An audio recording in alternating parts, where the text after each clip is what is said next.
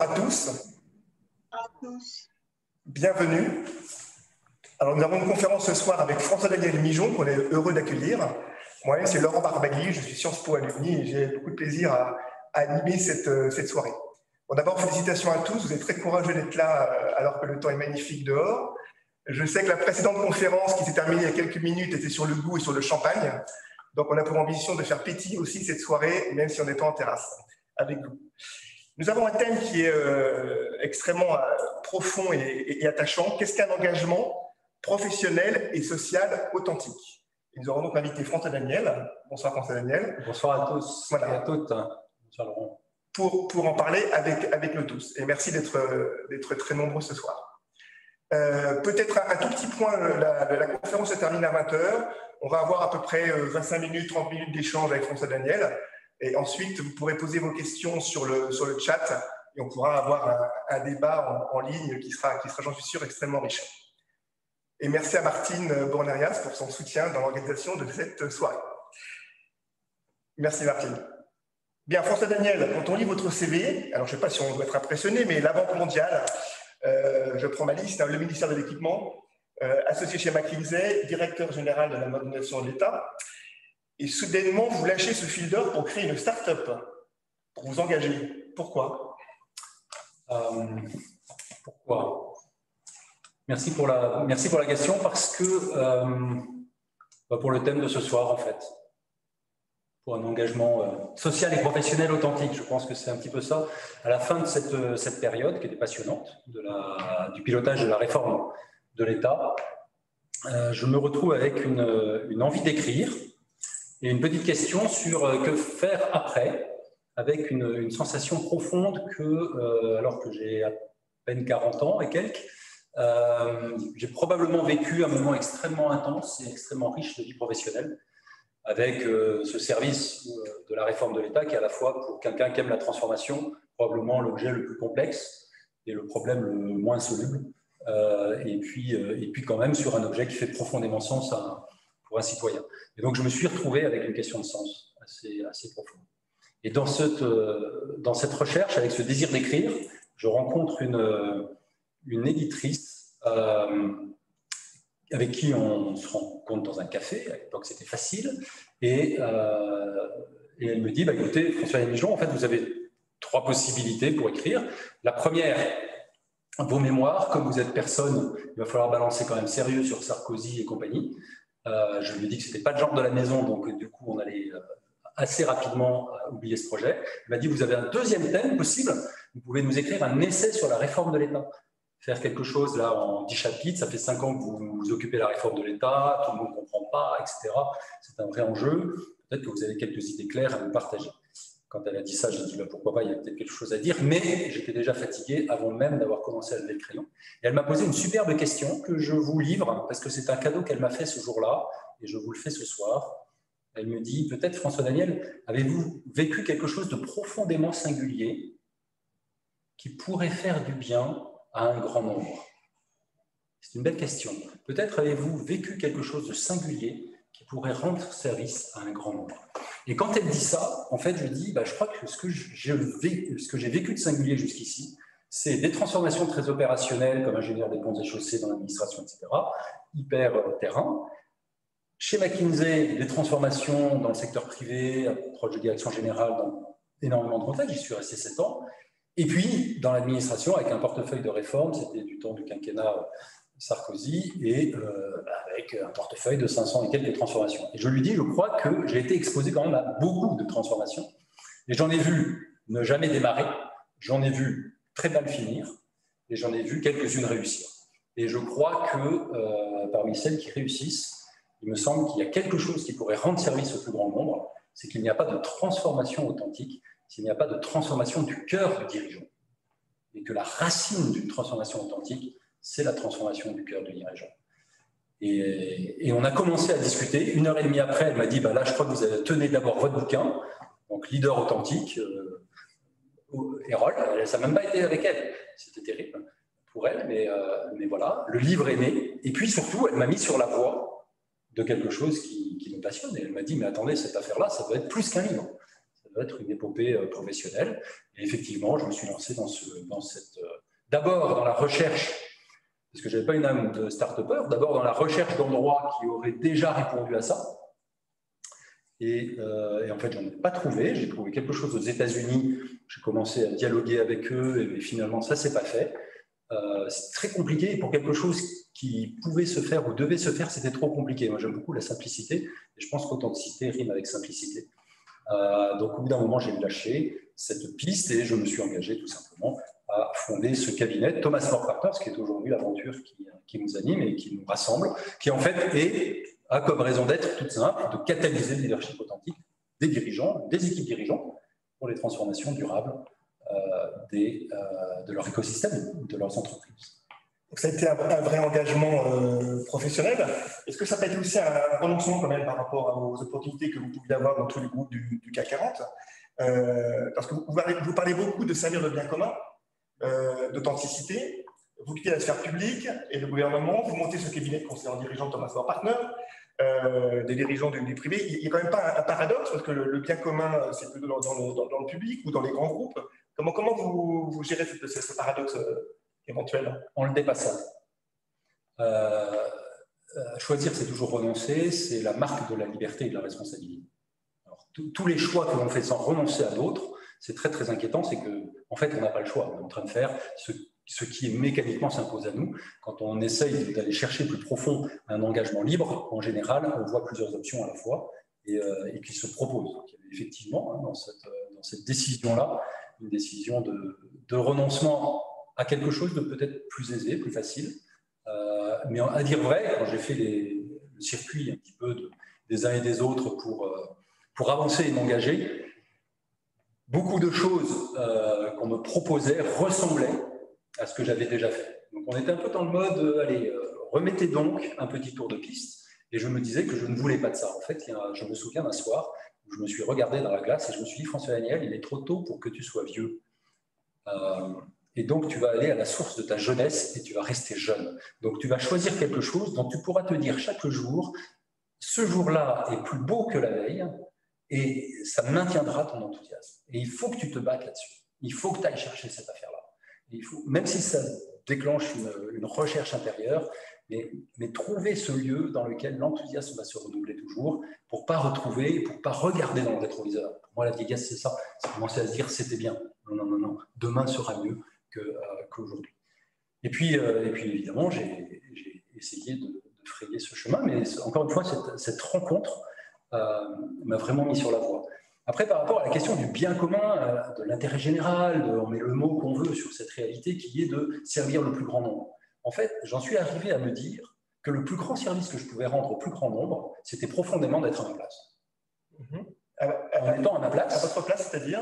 À ma place, c'est-à-dire à cet endroit où je me dis que le bien que je suis en train de faire, avec les personnes que je suis en train de rencontrer, eh bien, c'est finalement le plus grand bien que je peux faire. Je n'ai pas vocation, on est tous très limités. On peut être à un endroit donné, avec des leviers qui sont des pauvres leviers. Quand on réfléchit, quand on se retourne sur ce qu'on a fait quelques projets ici et là. Mais enfin bon, souvent, surtout avec l'âge, on voit bien qu'il reste parfois des choses, mais pas forcément tant que ça. Et donc les leviers sont peuvent être séduisants, mais il n'y a pas de levier puissant pour transformer à grande échelle. Par contre, il y a un plus grand bien que je peux faire ici et maintenant. Et ça m'a permis de me détacher de choses qui peuvent paraître peut-être un petit peu statutaires, un peu brillantes, etc., pour aller plutôt sur, à chacune des rencontres, l'engagement authentique pour déclencher ce qui doit se déclencher. C'est-à-dire finalement cette transformation du cœur que j'évoquais tout à l'heure, pour pouvoir déclencher un plus grand bien. Et après plusieurs années, vous parlez de grande échelle. Finalement, vous ne voulez pas toucher la grande échelle au bout de plusieurs années en fait, au travailler pour de dirigeants. Je partageais ça avec l'équipe ce matin, et parce qu'on a une petite évolution, et donc j'ai eu l'occasion d'être. Alors, on était tous ensemble, c'était un moment très, très chouette. Et je suis tombé sur, ça a été une recherche de ce week-end, sur un petit papier, et je leur ai dit, vous voyez, ce que nous avons sous les yeux, c'est 15 lignes écrites en 2007. Et c'est le temps qu'il faut pour faire les choses. Effectivement, il y avait une vision, il y avait une intuition, et finalement, pour qu'elle se déploie, il faut le temps. Et c'est vrai qu'aujourd'hui, on a un cabinet qui a touché plus de 3600 dirigeants et donc, qui, évidemment, a une surface d'enjeu et d'impact qui commence à être d'une belle envergure. Un par un, sans jamais oublier qu'une transformation commence et ne compte que jusqu'à un. Qu'est-ce que vous leur dites à ces dirigeants quand vous leur parlez d'engagement professionnel authentique? D'abord, je leur dis merci de prendre du temps pour qu'on se rencontre.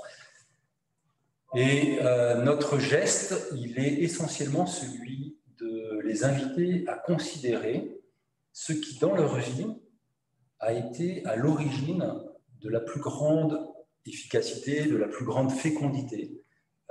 C'est-à-dire des moments où ils ont clairement apporté une valeur ajoutée, avec beaucoup de fluidité, beaucoup de naturel, beaucoup de présence, laissant libre les personnes autour d'elles, autour d'eux, et voyant un déclic, un engagement, un surcroît d'engagement. Il y a quelque chose qui s'est passé.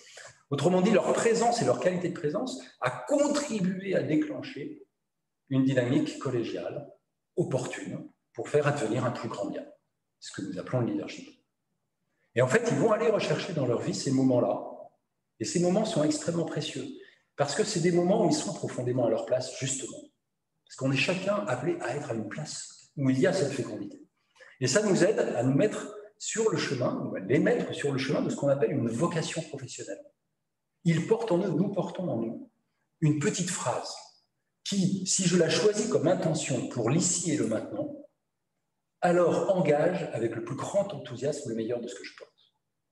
Pour moi, cette petite phrase, c'est révéler l'essentiel pour aider l'autre à mieux vivre.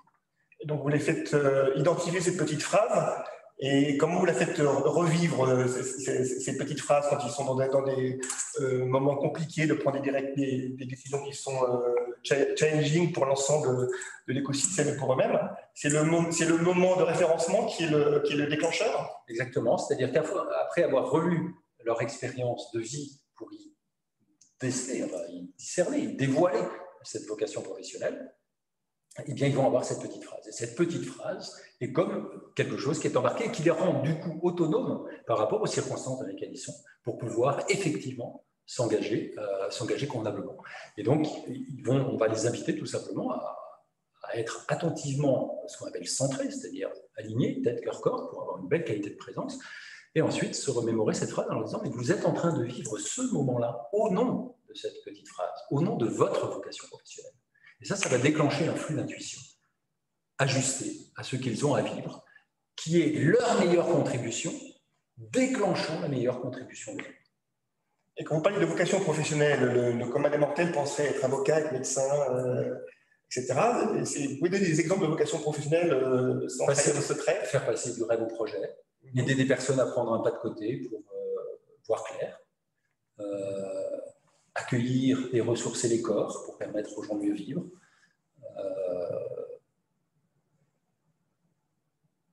déclencher un frisson esthétique à partir de la matière, c'est une artiste, voilà, apporter résoudre des solutions complexes ou des situations complexes. Donc c'est systématiquement, vous voyez, une petite phrase qui est très focalisante en fait, qui aide vraiment à focaliser non pas son action, mais son intention. Et donc chacun va choisir, voilà, je suis ici pour aider les personnes autour de moi de passer du rêve au projet. Okay. Spontanément, la personne va se dire, okay, je suis en train d'être...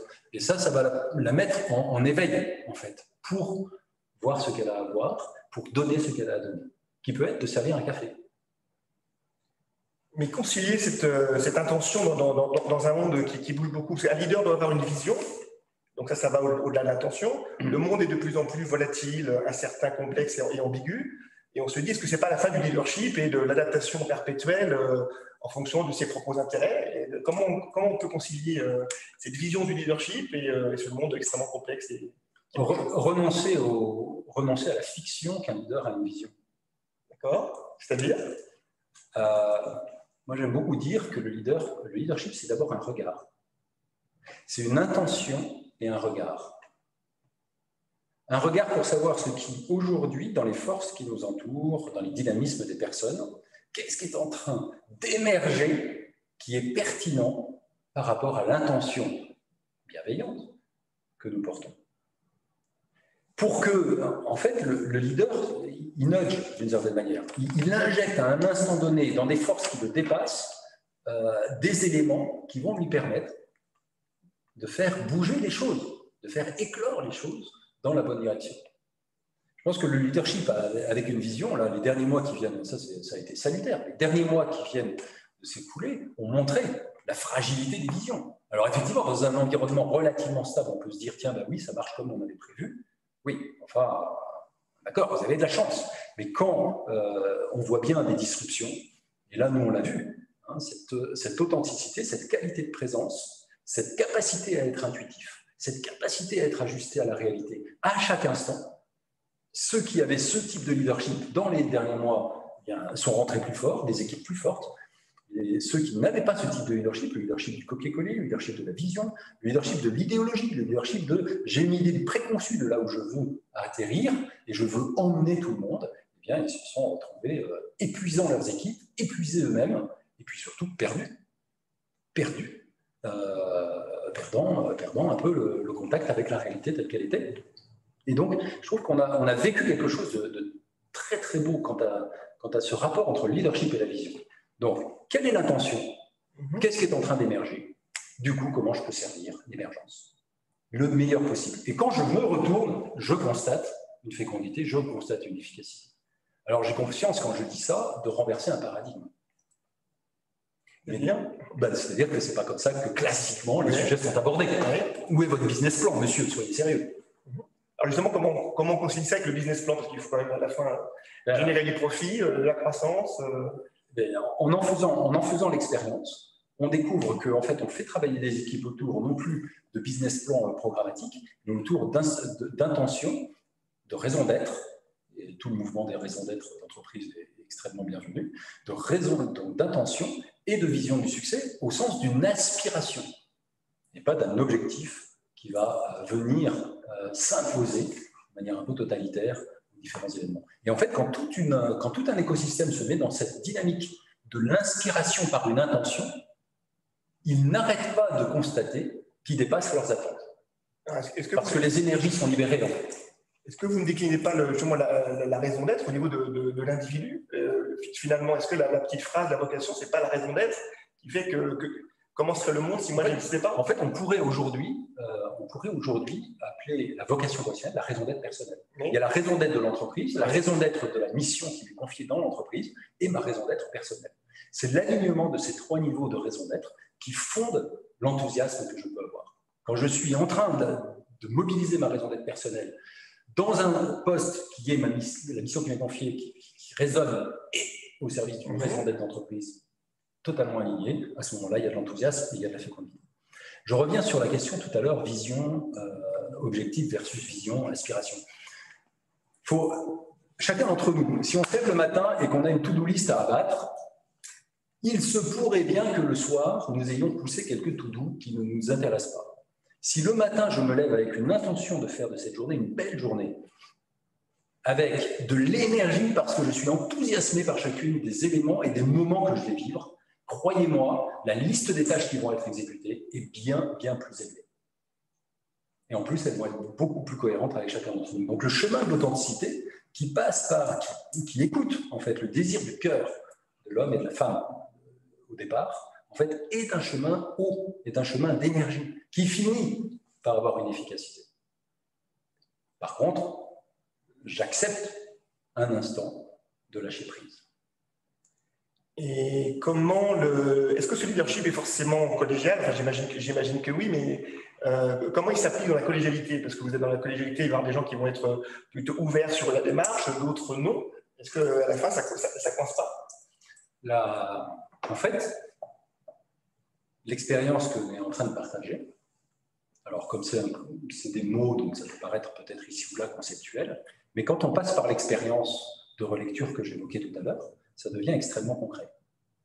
Et donc les personnes se goûtent bien dans leur vie. Nous avons tous cette expérience. L'expérience de la fluidité, d'avoir été à un moment donné la bonne personne au bon endroit, en train d'être profondément épanoui et déclenchant de l'épanouissement autour de nous.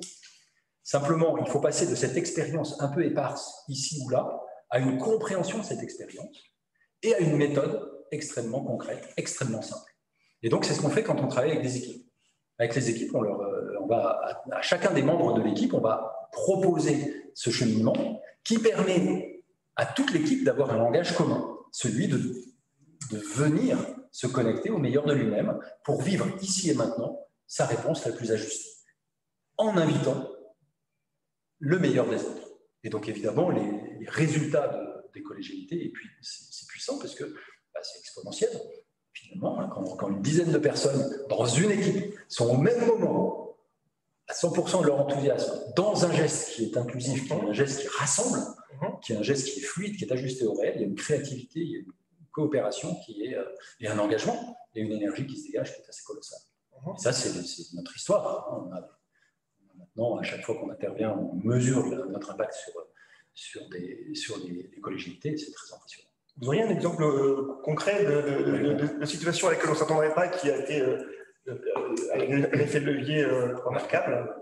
Concret, je ne vais pas aller trop dans le détail parce qu'on préserve la confidentialité de nos clients, mais là, par exemple, depuis à peu près 6 mois maintenant, on travaille avec une équipe qui a vu, du fait de la pandémie, le sol se dérober totalement sous ses pieds, et sous les pieds de l'entreprise, et qui a dû extrêmement rapidement d'abord assurer la cohésion de l'équipe, parce que le COMEX de cette entreprise était tenté de partir chacun de son côté, effrayé en fait, par ce qui était en train de se vivre. Et du coup, il y a eu à donner un langage commun pour chasser les peurs, pour permettre à chacun d'être vraiment présent et donner le meilleur de lui-même dans cette situation-là, et de construire la stratégie et d'engager les équipes derrière.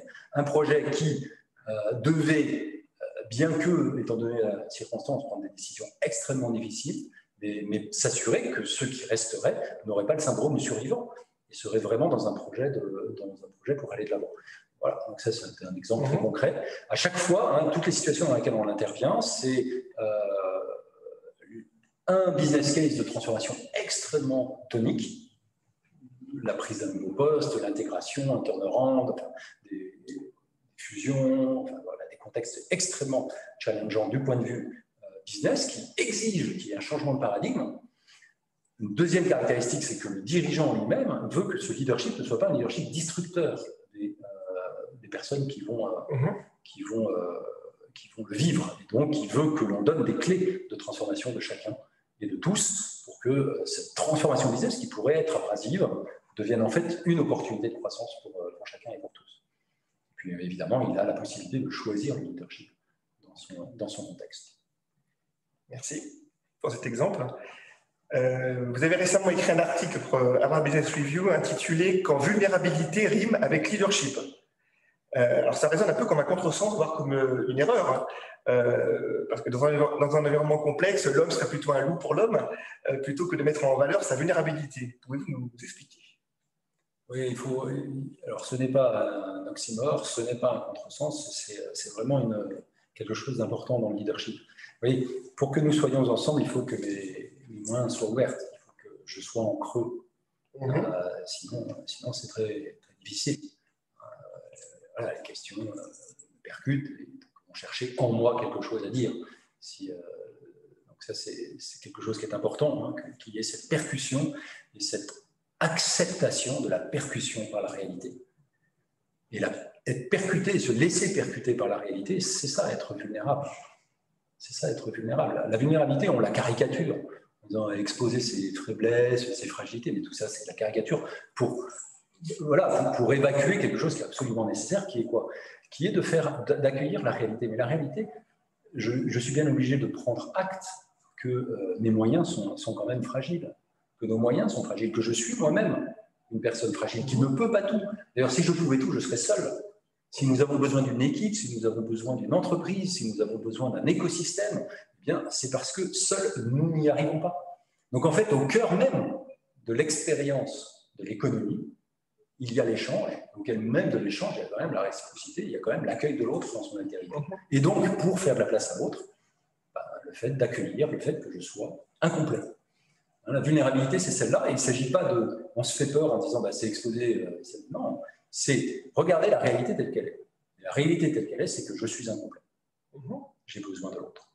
Tout le monde le reconnaît facilement, j'imagine que non. La réponse est, alors là, c'est comme toujours, c'est compliqué, c'est un chemin inconfortable à parcourir, mais tout le monde a clairement en tête que les personnes qu'elles ont envie de suivre sont des personnes vulnérables. Et les personnes qui ne font aucune place à ceux qui sont autour, en général, alors soit elles sont dans un trip totalement narcissique d'admiration totale et elles ont autour d'elles des personnes qui sont hypnotisées de façon moustique, papillon de nuit, par la lumière qui vient. Mais bon, on peut appeler ça du leadership, mais il faudrait trouver un autre mot. Ou bien, il y a quelque chose d'une symphonie et d'une mise en mouvement de toutes les personnes. Et alors, à ce moment-là, le leader leur a bien fait de la place, à un moment donné. Et donc, pour leur faire de la place, il a bien dit à un moment donné, il y a une intention qui me dépasse, il y a une vision qui est plus grande que celle que je peux faire, et j'ai besoin de vous. Venez, si vous voulez. Le geste de vulnérabilité est vraiment au cœur même du leadership. C'est un effet de levier, en fait, la vulnérabilité. C'est un effet de levier. Tout à l'heure, on évoquait le monde complexe qui bouge. Quand on parle d'authenticité, on entend stabilité, constance. Et dans un monde qui bouge, où il y a beaucoup de transitions, et dans la transition, on entend croissance, développement, transformation, voire rupture. Et parler de transition authentique, est-ce que ce n'est pas un oxymore, une contradiction encore? Oui, c'est important, et il y a peut-être certains d'entre vous qui sont dans des phases de transition, qui se posent cette question et qui se disent, là, il y a peut-être une fenêtre d'opportunité pour justement trouver cet endroit d'une plus grande fécondité, d'un plus grand épanouissement, d'une plus grande unité personnelle. Et effectivement, l'authenticité, c'est connaître ses racines pour pouvoir faire déployer son feuillage.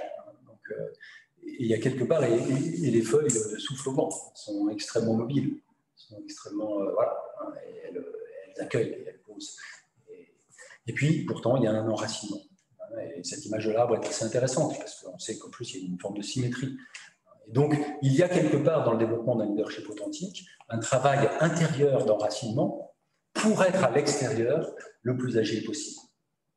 Et cette connaissance de soi, cette acceptation de soi, pour pouvoir offrir le meilleur de ce que nous portons à chaque instant, eh bien, c'est ce cheminement d'enracinement qui permet à la fois une authenticité, qui plonge ses racines dans une histoire, pour un développement très agile, très ajusté à la réalité qui nous appelle ici et maintenant et qui nous appellera dans l'avenir, et qui peut nous permettre d'avoir justement cette agilité, cet ajustement.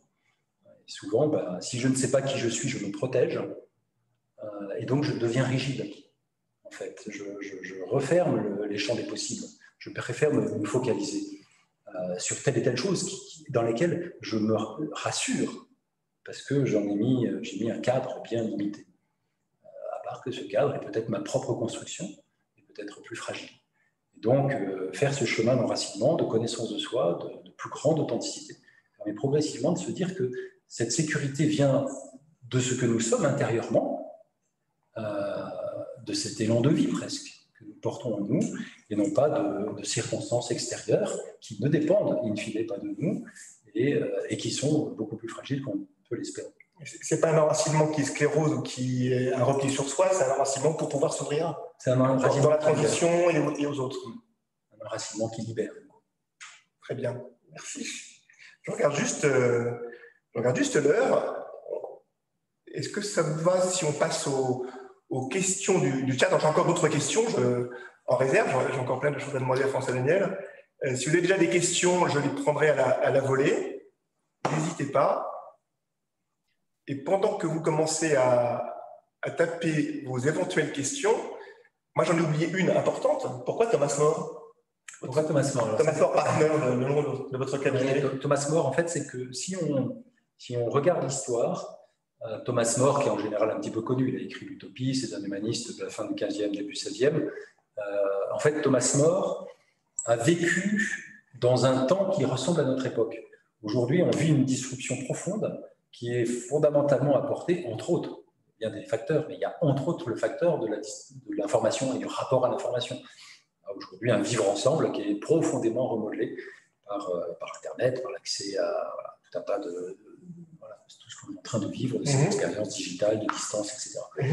Et en fait, Thomas More a vécu au moment où l'imprimerie arrivait, avec l'imprimerie à son échelle, des disruptions sur la manière de voir l'information circuler, remise en cause des corps intermédiaires, la réforme, la découverte des nouveaux continents. Enfin, voilà. Donc il y a toute une ébullition qui, dans toute proportion gardée, ressemble à l'ébullition dans laquelle nous sommes. Et on s'est dit que finalement, le leadership, parce que Thomas More, a commencé de manière extrêmement normale et a eu la joie de pouvoir servir son pays comme chancelier, une très très belle carrière du point de vue de son leadership. Et on s'est dit qu'en regardant le leadership de Thomas More, finalement, là, on trouve des marques d'authenticité, c'est-à-dire le désir de servir plus grand que lui-même. Et c'est le sens de l'utopie. Quand il écrit l'utopie, il dit mais c'est quoi ce projet, d'une certaine manière publique, que je pourrais servir dans ma carrière politique. Il est très attentif à chacun et à servir chacun. Erasme dit de lui, on n'a jamais vu Thomas More renoncer devant un quelconque effort pour sauver une amitié. C'est un beau compliment.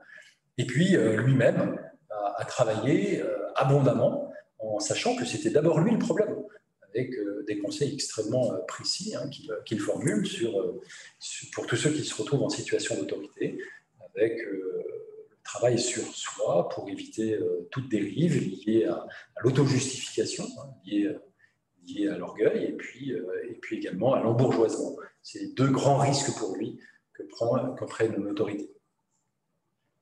Merci beaucoup. Alors, je vois qu'il y a des questions qui émergent. La première, il y a aujourd'hui beaucoup d'outils, d'approches pour entreprendre ce travail sur soi. Est-il indiscret de vous demander sur quoi vous vous êtes appuyé pour votre propre travail de connaissance de soi? Bien sûr, il n'y a aucune indiscrétion, au contraire. J'ai partagé ce cheminement et les questions dans l'ouvrage que j'ai écrit, Leader authentique, et dans la bibliographie, il y a les références des principaux textes qui m'ont aidé dans ce cheminement. Du point de vue de la vocation professionnelle, un texte qui m'a beaucoup inspiré, ou une école qui m'a beaucoup inspiré, c'est de Viktor Frankl, la logothérapie. Viktor Frankl, certains d'entre vous le connaissent, j'imagine. Il a écrit Man's Search for Meaning, la recherche de sens par l'homme.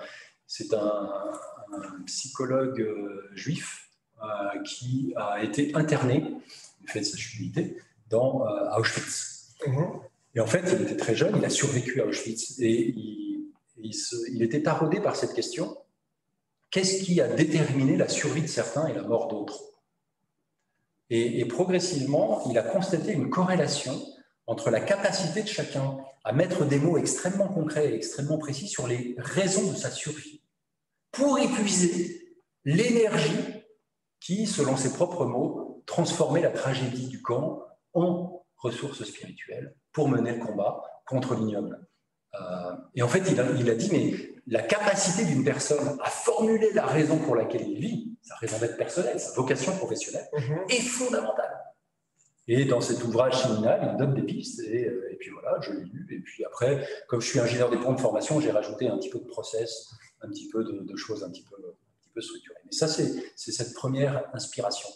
La deuxième inspiration sur la relation, c'est un ouvrage de Martin Buber, Je et tu, philosophe juif également, qui est dans un très très bel ouvrage, très, très bref, mais très très beau, sur la qualité de la relation interpersonnelle. Je et tu nous dit, je peux te considérer comme un sujet ou je peux te considérer comme un objet. Évidemment, si je te considère comme un objet, en fait, je m'objective moi-même et je vais avoir une vie d'objet avec des objets, et je pars dans cette vie d'objet, où il n'y a en fait personne. Ou bien alors, je te regarde comme un sujet, comme une personne, et je vis cette vie de personne. Mais la vie d'une personne, c'est un mystère. C'est quelque chose qui s'ouvre, c'est un univers à découvrir, c'est un univers qui est clos, c'est un univers qui va être une transformation mutuelle. Et évidemment, bien choisir la relation qui est cette relation féconde, cette relation mutuellement développante, c'est un des leviers clés du leadership. Le deuxième, et là aussi, cette lecture m'a beaucoup inspiré et j'ai rajouté des exercices un peu concrets pour pouvoir faire en sorte qu'on passe d'une inspiration, d'un propos philosophique, à une méthode très opérationnelle. Et puis le troisième travail, c'est le travail de Jeffrey Young sur les schémas mentaux. Voilà, c'est très intéressant. Et il décrit combien on peut être pris par des schémas mentaux qui sont des schémas préfabriqués, qui viennent de mon histoire et que je plaque ici et maintenant sur une réalité, au lieu d'accueillir la réalité telle qu'elle est et puis la faire advenir, eh bien, ou en tout cas de m'ajuster à cette réalité-là, je me retrouve en train de faire une copier-coller. Jeffrey Young est également intéressant et il détaille 7 schémas mentaux où on pense qu'on a un schéma mental, une injonction intérieure qu'on appelle une prétention qui vient nous piloter et qui est finalement cette prétention maîtresse qui prend le contrôle. La connaissance de soi, du point de vue de cette vocation professionnelle, de cette manière d'être à l'autre, et puis de cette prétention, va nous permettre en fait de trouver un outil de reconnexion pour ici et maintenant déterminer le leadership ajusté, ce qu'il y a de mon authenticité à convoquer dans la rencontre actuelle. Merci. Isabelle qui posait la question nous remercie aussi sur le chat. Une question de Martine. Comment mener cette réflexion sur soi-même, seul ou avec une aide extérieure? Ça, c'est tellement beau. On a tous besoin les uns des autres. Si je suis seul, je m'angoisse. La rencontre me fait naître.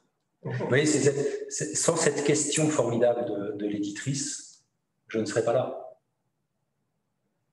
C'est sa question qui frappe ma conscience. C'est sa question qui frappe mon rocher, qui m'oblige à aller chercher en moi quelque chose qui est la réponse, que j'entends formuler. Et parce qu'elle est allée stimuler cette réponse, je m'entends formuler la réponse, je peux me l'approprier et commencer à en faire quelque chose.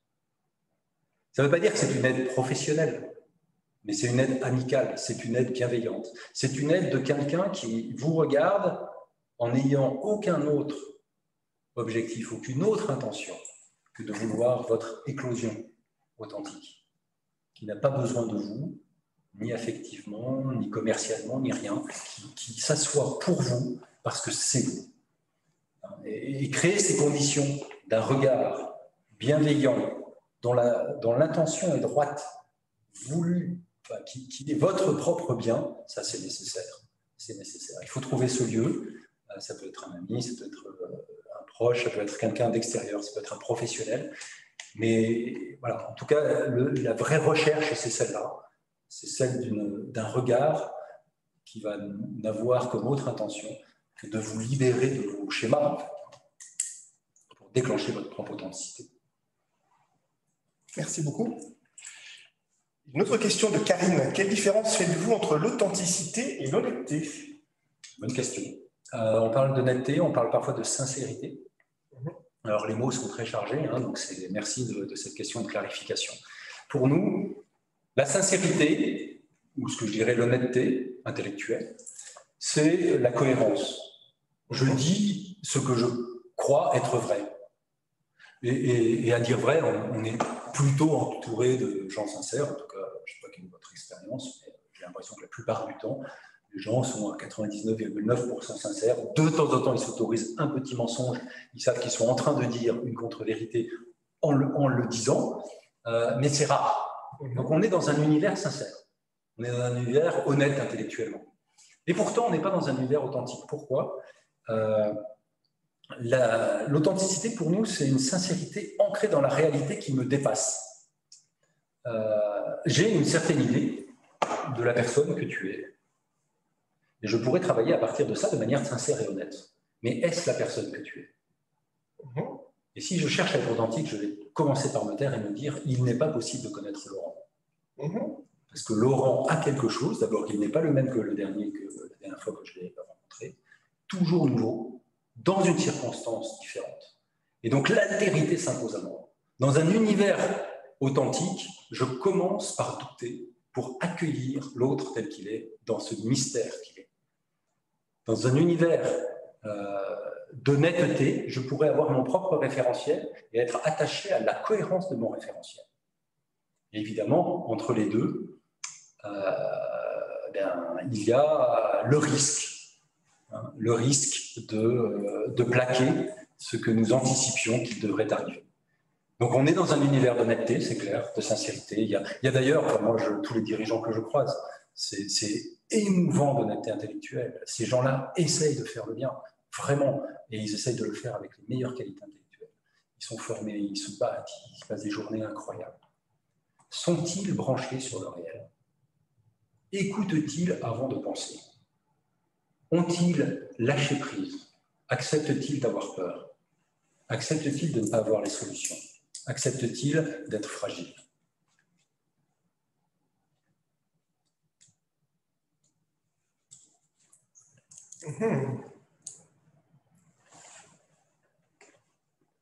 Est-ce que j'ai dit des choses qui vous choquaient?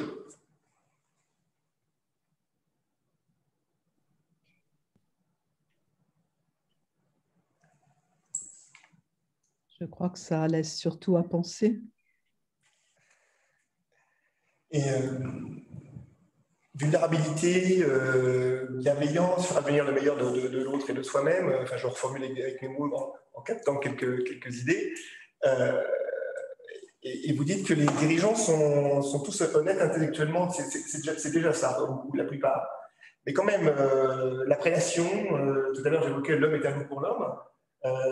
Comment ça marche dans un univers de prédation où si je cherche la bienveillance et l'authenticité, en face, les capteurs ne vont pas complètement être ouverts?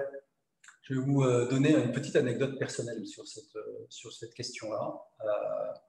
En fait, mon mandat à la réforme de l'État a duré un peu plus de 5 ans. Et dans les 18 mois qui ont suivi, j'ai eu 3 successeurs. Et un jour, comme ça, dans un dîner d'anciens combattants, je me retrouve avec les secrétaires généraux des différents ministères et un secrétaire général, non des plus, on va dire, spontanément empathique, face à cette question, ou cette interpellation, me dit en fait, François Daniel, il y a un truc clair.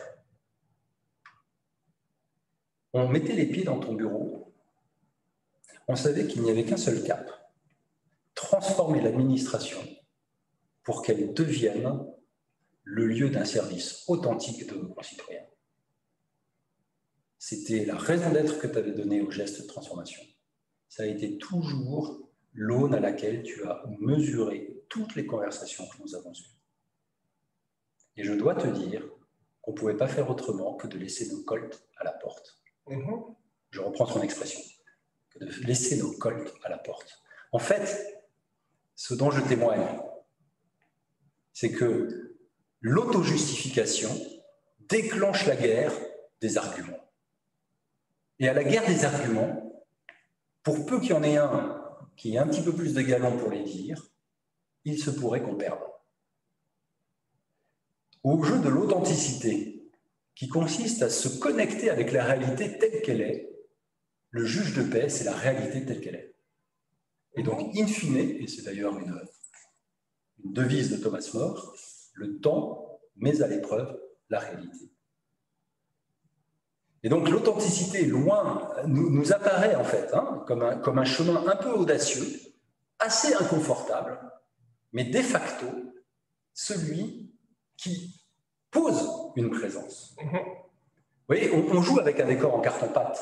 C'est très difficile de jouer avec quelqu'un qui se livre, pour de bon et pour de vrai. Si j'ai 3 carapaces, 4 lignes de défense, ben les gens tapent dans les lignes de défense. Ils savent que c'est des lignes de défense. Si je m'expose avec mon cœur, avec ma vocation professionnelle, avec le meilleur de ce que j'ai à apporter, dans une relation qui va être une relation mutuelle, de cœur à cœur, où je vais proposer une rencontre à l'autre, mais cette rencontre-là est beaucoup plus engageante et en fait, de facto, et j'en témoigne, beaucoup moins malmenée. Beaucoup moins malmenée. Parce qu'on est sur des vraies conversations, des conversations qui engagent.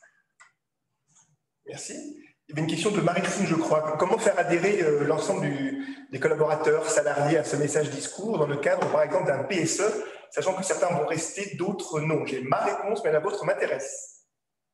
Oui, je pense que ça, c'est définitivement une conversation compliquée. Et c'est vraiment arriver à avoir une conversation, c'est dans la manière de faire ce geste, en fait, de séparation. C'est-à-dire qu'il peut d'abord, les PSE pour convenance, ça ne marche pas. Et au bout d'un moment, on est rattrapé par la patrouille. Donc, si le seul motif, c'est l'actionnaire en veut un peu plus, et que ce n'est pas ajusté du point de vue des parties prenantes, il y a un moment où on peut potentiellement se trouver à court d'arguments. Si la situation, là encore, la réalité qu'on évoquait tout à l'heure, appelle à un sursaut économique de l'entreprise, moi, le client que j'ai en tête, c'est évident, c'était partageable. Le patron qui avait apporté ça, il a probablement pris les décisions les plus difficiles de sa carrière. Il n'y a personne qui se disait il est en train de s'amuser pour. Non, il devait faire et poser un acte managérial justifié par la réalité. Et donc, c'est ce premier travail, d'aller rechercher la réalité telle qu'elle est pour la décrire et articuler l'histoire qu'au nom de la raison d'être de l'entreprise, en ces circonstances particulières, doivent se déclencher ces propos difficiles, ces mesures difficiles. Et ensuite, avoir en tête qu'en leadership, on ne compte que jusqu'à 1. Alors ça, c'est un travail énorme. Mais il faut s'assurer que, d'accord, du point de vue de l'entreprise, mais maintenant, pour chacun, ça veut dire quoi?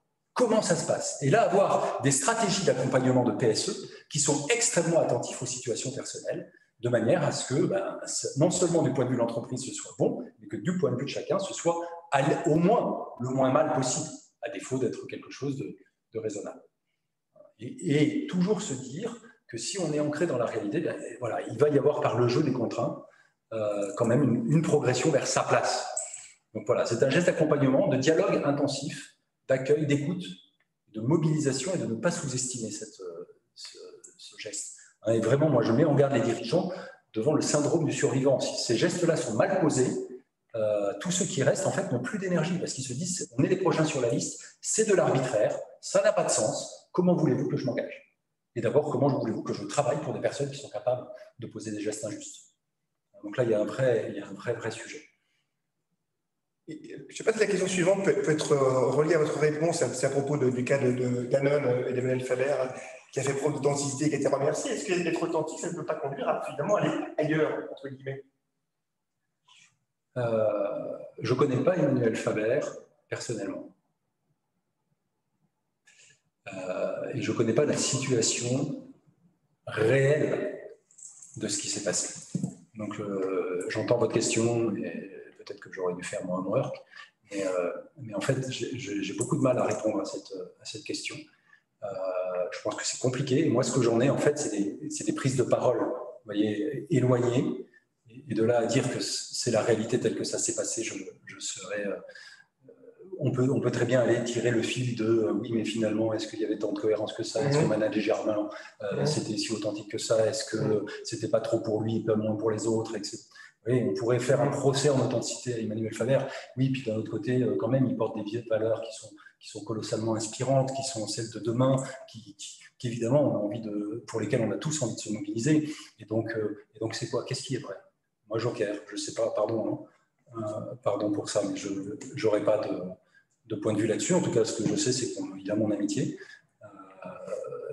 J'aimerais bien beaucoup lui parler et parler et relire hein, d'ailleurs cet événement à travers lui. En tout cas, j'espère que quelles que soient les raisons, si elles sont injustes, il saura les dépasser pour continuer à faire le bien qu'il porte. Et si elles sont justes, en tirer des leçons pour que sa prochaine bataille, il la vive encore mieux, comme nous tous en fait, en train d'apprendre, en train de marcher, cabosser, relever. Hein. En tout cas, voilà, il est de tout cœur avec lui et avec tous ceux qui l'entourent d'Adam pour que ce soit une entreprise à la hauteur du bien qu'elle peut faire. Isabelle qui a posé la question, sera d'accord avec moi, je pense que votre réponse est authentique. Karine revient sur l'honnêteté. L'honnêteté ne repose-t-elle pas sur l'alignement entre mes paroles et mes actes? Si, bien sûr. Alors dans ce cas, peut-être que derrière honnêteté, vous mettez, Karine, peut-être que vous mettez ce que je mets derrière authenticité. Vous savez, les mots, c'est très... On véhicule notre histoire dans les mots. Donc c'est possible que pour vous, honnêteté, ce soit justement ce référentiel dans lequel je suis profondément aligné, tête, cœur, corps, que mes actes sont au service de ma parole, que ma parole est incarnée, que mon cœur est engagé. C'est-à-dire qu'il y a vraiment cette expérience de l'alignement et donc d'une forme de souplesse, d'agilité dans la réalité. Et à ce moment-là, vous dites authenticité égale honnêteté. Et ça me va bien. En tout cas, ce qui est clair, c'est que dans ce registre de l'alignement, de l'authenticité, de l'honnêteté, si vous le souhaitez, il y a une parole qui est dite performatrice. C'est quelque chose qui m'a beaucoup touché. Un jour, un client, après quelques mois, c'était 18 mois après le premier séminaire, je lui ai dit, mais qu'est-ce qui s'est passé, qu'est-ce qui a été particulier en fait. Et sa réponse a été, nous avons pu avoir ce jour-là, c'était 1 jour et demi, nous avons pu avoir dans ce séminaire des conversations que nous n'avions jamais pu avoir auparavant, des conversations difficiles, où nous nous sommes respectés, nous nous avons co-construit, et les 18 mois qui ont suivi ont été comme le déploiement des paroles qui ont été prononcées ce jour-là. Vous voyez, dans une qualité de présence, quand une équipe est en belle qualité de présence les uns aux autres, la parole est performatrice, la parole engage, et la cohérence entre la parole et les actes n'est plus un sujet, parce que nous sommes faits pour une cohérence. Le lieu dans lequel nous sommes authentiques, ce pourquoi nous sommes faits, c'est évidemment cette cohérence. Le lieu de la division de soi, de l'incohérence, est un lieu de souffrance. La question est, comment sortir de ce lieu-là pour conquérir l'authenticité, pour conquérir l'unité, pour conquérir l'intégrité.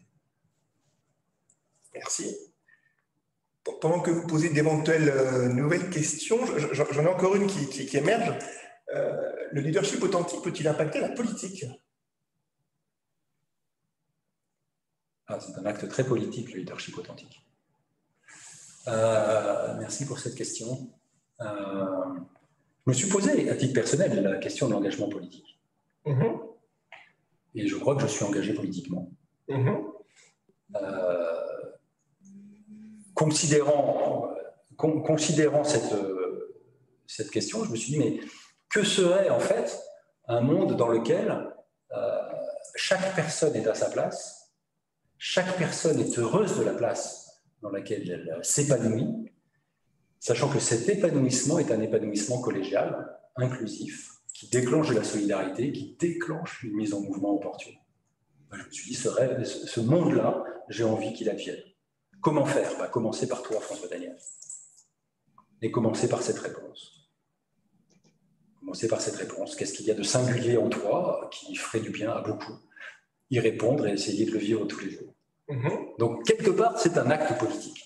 C'est un acte politique, d'autant qu'aujourd'hui, on travaille à une échelle, à une grande échelle, et c'est d'une certaine manière une revendication, c'est le walk the talk, d'un engagement qui, si possible, serait une manière de vivre ensemble, voilà, avec cette vision de la personne, qu'elle est d'abord un bien pour chacun, pour tous, et qu'elle est un bien pour elle-même si elle est à sa place et profondément engagée. Et c'est vrai qu'après, on retrouve, quand on prend cette clé de l'authenticité, on va retrouver toutes les questions de tous les niveaux de sens. Et à un moment donné, je vais être plus sobre et je m'aperçois que ça fait du bien à la planète. Et je suis attentif et je vais m'engager dans une raison d'être d'entreprise qui fait sens. Parce que si je suis authentique, je ne fais pas quelque chose qui n'a pas de sens. Et si mon entreprise ne sait pas me dire quel est le sens qu'elle est en train de porter, le bien qu'elle est en train d'apporter, eh bien je n'y vais pas. Et je vote avec mes pieds. Et je passe à une autre entreprise qui, elle, est capable de rendre raison du bien qu'elle fait, etc., etc. Donc on voit que les choses s'alignent. Cette clé de l'authenticité, peut-être que c'est mon prisme, et peut-être que c'est ma place, mais en tout cas, je la vois comme une clé très, très profonde de transformation personnelle jusqu'à une transformation politique. Évidemment, j'en verrai jamais l'avènement. C'est une utopie. C'est Thomas More. Une utopie réaliste quand même. Et une utopie réaliste, parce que tous les jours, elle nous fait vivre, puisque tous les jours, elle nous fait agir, et que tous les jours, elle déclenche quand même beaucoup de bien. Donc, c'est l'utopie, attention, l'utopie de Thomas More, qui n'est pas de contresens, n'est pas une fantaisie. L'utopie de Thomas More, c'est une aspiration qui est toujours devant nous comme un bien à conquérir, comme quelque chose vers lequel il faut que nous marchions, ici et maintenant, les pieds dans la boue. Quand je parle d'utopie, je parle de celle-ci. Très bien. j'ose pas dire en marche, mais enfin, en tout cas, c'est voter avec ses pieds, vous disiez. Est-ce qu'il y a d'autres questions? Oui, de Catherine. Cette liberté de pouvoir être authentique, n'est-ce pas le privilège de peu? Comment accueillir l'authenticité de tous les membres d'une équipe?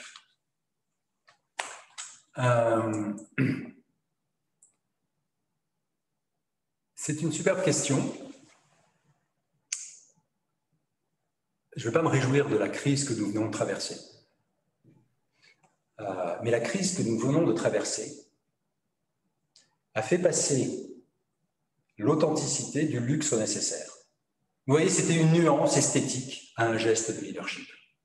Ce serait tellement bien qu'il soit en plus authentique. Ah, en fait, si je ne suis pas authentique, au sens où on vient de le partager ce soir, c'est-à-dire profondément centré, profondément connecté à la réalité, profondément connecté à la réalité que je suis également, et m'offrant avec vulnérabilité, eh bien, si je ne suis pas là, en fait, ça ne marche pas. Et il faut avoir collégialement vécu la fragilité qu'on vient de traverser pour arrêter de faire un peu de cocorico. Et donc, il y a vraiment aujourd'hui cette prise de conscience. Et je dois pouvoir vous dire qu'en fait, la liberté de pouvoir être authentique, en fait, elle nous appartient. Elle nous appartient à chacun d'entre nous. C'est une interpellation personnelle. J'ai peur. C'est ma peur qui vient freiner mon authenticité. J'ai des raisons d'avoir peur, parce que je ne suis pas sot. C'est celle qui justifie, d'une certaine manière, que je ne vais pas traverser l'inconfort d'être fragile. Et vous voyez, l'enjeu, il est, en tout cas c'est ce qui se passe, nous, dans les accompagnements qu'on vit, à chacun de nos gestes que l'on pose progressivement, c'est de faire toucher du doigt combien on a en fait déjà eu l'expérience de cette possibilité dans nos vies. On a déjà eu l'expérience de cette liberté de choisir. Mais on n'a pas su à l'époque s'arrêter pour pouvoir la nommer, pour pouvoir dire, en fait, à ce moment-là, je vivais ma vocation professionnelle, mettre un mot, mettre une phrase, rendre les choses extrêmement concrètes. Donc la liberté est offerte à tous, mais la connaissance n'est pas offerte à tous.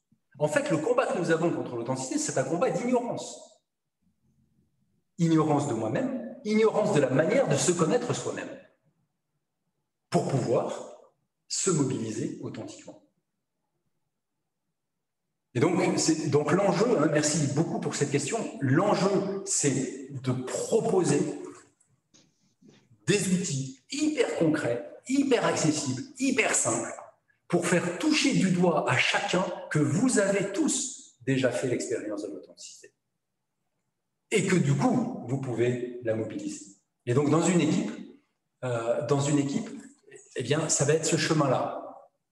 Et les quelques cas, en fait, il peut y avoir quelques cas où on est au-delà de la stricte connaissance de soi, ça va être les cas dits thérapeutiques, c'est-à-dire des personnes pour lesquelles qui vont être empêchées de faire ce cheminement de connaissance d'elles-mêmes pour des raisons de blessures profondes, psychologiques, etc., qui vont empêcher cet accès. Mais pour le coup, les proportions sont inversées. C'est quelques personnes d'ailleurs qui souffrent beaucoup et qu'il faut entourer de beaucoup d'attention. Et nous, ce que l'on voit, c'est que le chemin de l'authenticité leur permet de mettre parfois des mots sur l'origine de leur souffrance et d'enclencher un travail qui va justement les aider, peut-être de manière thérapeutique, donc au-delà de notre geste, mais de découvrir peut-être, aller à la racine de quelques blocages qui aujourd'hui les bloquent dans cette libération. Merci beaucoup. Je crois qu'on arrive à la fin de notre soirée. Merci beaucoup, François Daniel. Authentiquement, j'ai vécu à titre personnel très fort ce soir, donc je le partage avec vous. Il y a plusieurs mots qui m'ont marqué, que j'ai noté à la volée sur réalité, lâcher prise, vulnérabilité, épanouissement personnel et collégial, etc. Et il y en a un qui a émergé à la fin de votre propos, qui est le mot liberté. Et j'aurais tendance à retenir que l'authenticité permet de faire venir le rêve de la liberté personnelle. C'est magnifique. Donc, voilà le mot de la conclusion. Et merci beaucoup, sincèrement, Daniel. Merci, Laurent. Merci à vous tous. Et n'hésitez pas à mettre sur le chat voilà, ce que vous sentez. Et nous, si nous étions dans un geste habituel, on ferait le tour. Et à chacun d'entre vous, demandez comment vous vous sentez et qu'est-ce qui vous a le plus marqué. Et puis, voilà. Donc là, évidemment, le contexte est compliqué pour le faire. En tout cas, de tout cœur, merci pour votre écoute. Merci Martine pour cette opportunité. Merci Laurent de l'avoir permise. Merci à vous toutes. Et puis, voilà. Rappelez-nous simplement l'éditeur du leadership authentique. Leader authentique, chez Erol. Voilà. Et sur Amazon, vous tapez leader authentique, il y arrive. Si vous êtes contre Amazon, chez Erol.